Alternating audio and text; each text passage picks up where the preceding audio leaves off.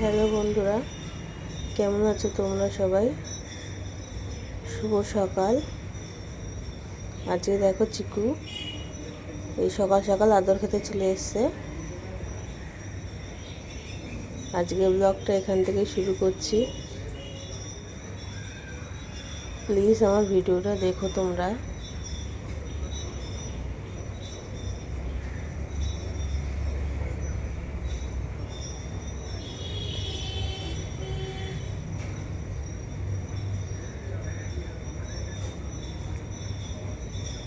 এই দেখো, এখন আমি সব বাসনগুলো মেজে নেব।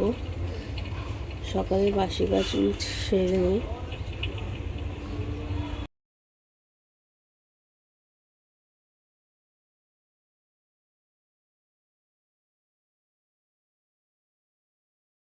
এই দেখো বন্ধুরা, তরমুজ কাটছি।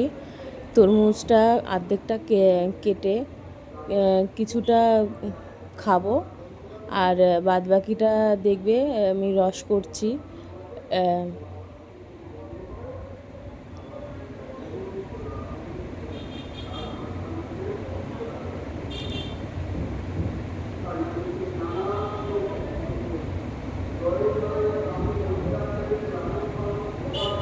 এই দেখো, আমি প্রথমে একটা ছাঁকনির মধ্যে কুড়ুনি দিয়ে ভালো করে কুড়িয়ে নিচ্ছি তরমুজটাকে।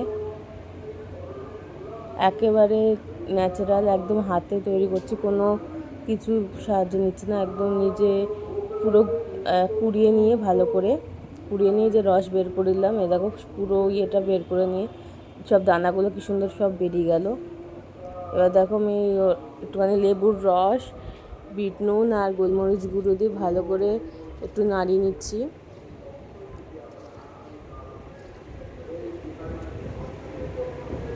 এই গরমকালে এই তরমুজের শরবতটা তোমরা সবাই খেও। এই যে আমি শরবতটা করছি, দারুণ খেতে হয়েছিল তরমুজের রসটা। এদিকে দেখো, এই গরমকালে আমের আচার দারুণ লাগে, টক ঝাল মিষ্টি। তাই আমার শ্বশুরমশাই আম এনেছিল। এই আমগুলো ভালো করে ধুয়ে এবার ছাড়িয়ে নিচ্ছি আমি। চোকলা সমেত করবো না, চোকলা ছাড়িয়ে নিয়ে দেখো আমি কীভাবে করছি আমের আচারটা। তোমরা একবার ট্রাই করে দেখতে পারো, দারুণ হয়েছিল আচারটা খেতে, টক ঝাল মিষ্টি। আমি কেটে নিচ্ছি আমগুলো, চার টুকরো করে নিচ্ছি।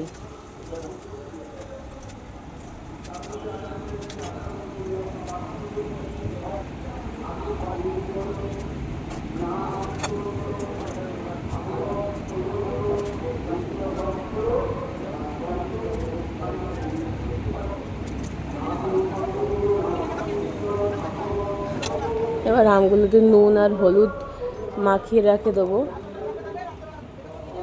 এই থালায় ধরতে নিই বলে আমি ওই ঝুড়িটার মধ্যে, ওই ছাঁকনিটার মধ্যে ভালো করে আমি মাখিয়ে নিচ্ছি। আর মাখিয়ে নিয়ে ঘন্টাখানেক 1 ঘন্টার মতন আমি একটু রোদে দেবো। এই যে দেখো আমি রোদে দিয়েছি, যাতে একটুকু জল না থাকে, ওর সমস্ত রসটা যাতে বেরিয়ে যায়। এবার দেখো আমি আচারটা করার জন্য এখানে জিরে, ধনে, পাঁচফোড়ন, তেজপাতা, শুকনো লঙ্কা আর মৌরি একটু ভেজে নিচ্ছি।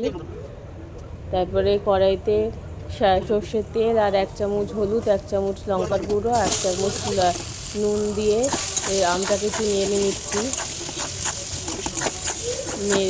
নেড়ে নিয়ে আমি চিনি দেবো, তোমার পরিমাণ মতো তুমি চিনি দেবে। চিনি দিয়ে একটু নেড়ে চিড়ে আমি তারপর গ্যাসটা অফ করে রেখে দেবো খানিকক্ষণ, যাতে ক্যারামেলটা না হয়, চিনির ক্যারামেলটা যাতে না হয়, ক্যারামেল হয়ে গেলে ফুটো হয়ে যাবে। এবার রেখে দেবো খানিকক্ষণ, চিনির জলটা ওর মধ্যে মিশাবে। এবার যে ভাজা মশলাটা এবার আমি গুঁড়ো করে নিলাম, মিক্সচারে গুঁড়ো করে নিয়ে এবার দেখো আমি আবার গ্যাসটা জ্বালিয়ে ভালো করে নাড়ছি। দেখো কত সুন্দর কালারটা এসছে।